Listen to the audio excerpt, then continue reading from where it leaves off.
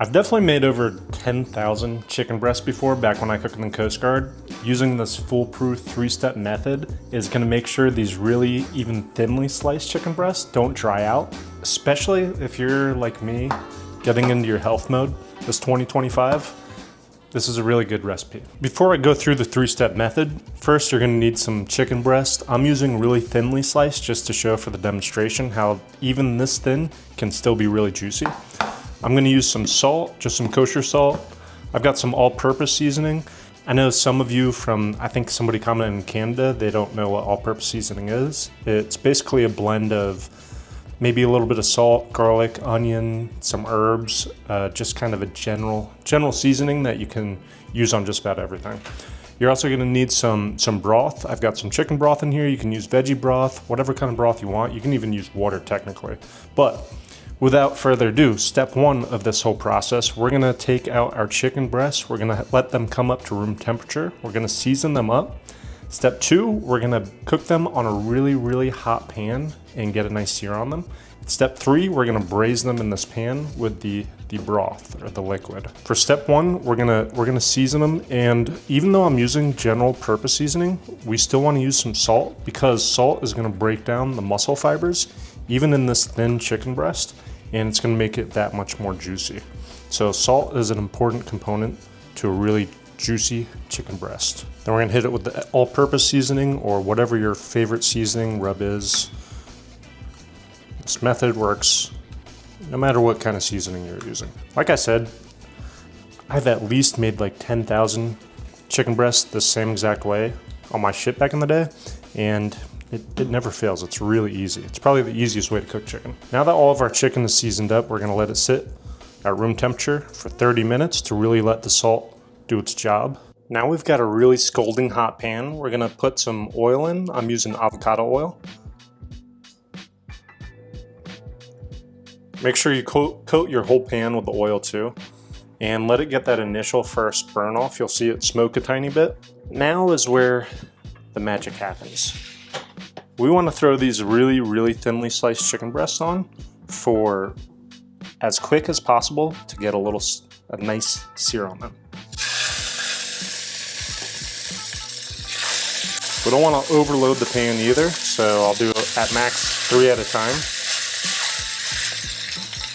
So I'll show you. So as you can see, it's pale right now. They've been on, what, like 10, 15 seconds or so? We want them to get a nice little golden brown crust on them. And these are so thin, you can see they're already cooking up right now. So it's really important to keep a close eye on these. Got another maybe 15 to 30 seconds longer. Then we're gonna flip them just really, really briefly, and then we're gonna transfer them to this pan, and I'll show you the next step. You can even press down the chicken a little to help get the sear a little nicer.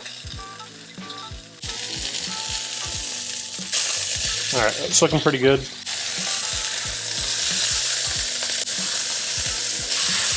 We're gonna flip them over for, 5 to 10 seconds max, because we don't want to overcook these on the pan. Now, obviously you can cook these all the way through on the pan, but we don't want to because that's what makes a really dry chicken. So after they cook, we're gonna transfer them to our small sheet pan. We're gonna throw a little bit more oil on the pan, and we're gonna finish our other two the same exact way. Now that we got some chicken fat in here, these are gonna cook even a little quicker, so just be mindful of that. See, for this side, we're just trying to seal it in a bit before we transfer it to this pan. Turn off our heat, and I'm gonna show you what we're doing for the braising process. So the core concept to braising is to get a nice sear to your protein, in this case our chicken breast. We're gonna take our broth. You can use liquid, you can use different kinds of broth, whatever really works for you. And we're gonna fill the pan with this broth. Now, we want the chicken to just be covered enough. So, rule of thumb, I usually try to fill it up until it covers about a quarter of the height of whatever protein I'm cooking. This broth in here is going to create a nice steamy effect because we're going to cover it with foil, and it's going to make a much, much juicier chicken than you would ever have if you cooked it solely in the oven or solely in the skillet. It's a nice little hybrid approach that is probably underutilized by most home cooks. So I really hope you use this, especially if you're getting into fitness this year, 2025. It's a really easy way to meal prep a bunch of chicken breasts at once, or if you're cooking for a family, whatever works. So we're gonna pop these in now. Since they're so thin and we're cooking that 400 degrees Fahrenheit, it's not gonna take very long at all. I'll probably check it in 5 minutes. I'm gonna use my digital thermometer, temp each chicken breast, and hopefully they're at 150, 155. That carryover cooking is gonna go another 10 to 15 degrees until it's 165 degrees Fahrenheit, internal temperature.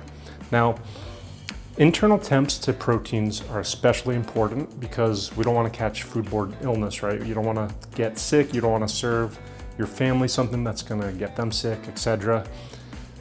Big piece of this is core concepts of basic culinary skills that is gonna really help you as a home cook. Cover all this in my 5-day free email course. I've got a link below. Super useful tips in there that come from my years cooking in the Coast Guard and as a home cook now. I'll show you how our chicken looks in about 5 minutes after I temp them. Something I should mention too, when you're taking your pan out of the oven, since we're braising it, remember there's really, really hot liquid in here, so be super, super careful when you take it out. You don't spill it on yourself. I've 100% done that way too many times, and it burns like a mother. So we're gonna temp the largest chicken breast, and we're gonna see where we're at. Definitely invest in one of these little digital thermometers. You can use the manual ones, that's fine too, but the digital ones, they're a little easier. So we're gonna try to temp it in the biggest part of the chicken breast, and these are really small, so let me flip it around for you. I don't know if you can see that. Go the opposite direction, hold on. So this one's not quite there. It's at 147. We want this to be at like 150, 155 minimum. So I'm gonna toss them back in for just a couple more minutes. That means we're gonna cover this back up. And try not to burn yourself when you do this, just be careful. My old supervisor in Coast Guard used to always make fun of me because I had little sissy hands, as he would say. But I told him I was just a smart cook and I never burned my hands enough to build up the tolerance to having gnarly chef hands. So I'm all about oven mitts. Be safe, be smart, protect your hands.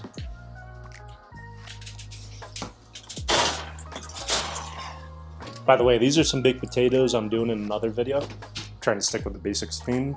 All right, I'll check these again in about a minute or two. If you learned something from this video, give it a like, subscribe to my channel, it helps me a ton in growing. And like I said, check out that free 5-day email course. I put a lot of time and effort into it so I can make you a more confident home cook. Now it's been a couple more minutes. Our chicken should be temped up to the right amount, but we're gonna check it out. And don't be nervous about opening your oven constantly. If you need to, it's better than drying out the meat. All right, I'm gonna try to do it this time so you guys can see it the right way. So we're gonna temp another piece of chicken. 150, 151. All right, looks like it's approaching what we want it to be. That's good. It's holding that 153 or so. So this is probably the thickest one. You can temp all of them if you really want, but really you want to temp the thickest one. And as long as that one is up to the temperature you desire, it should be good. Now, important part, don't start eating this right away because technically it's not up to temperature. We're gonna let this sit covered for another 10 to 15 minutes. That's gonna carry it up to 165, and that is when you can eat it. Now for the moment of truth to see just how juicy these are. Obviously there should be no pink inside these. I mean, you can just tell how it rips apart. That's super juicy.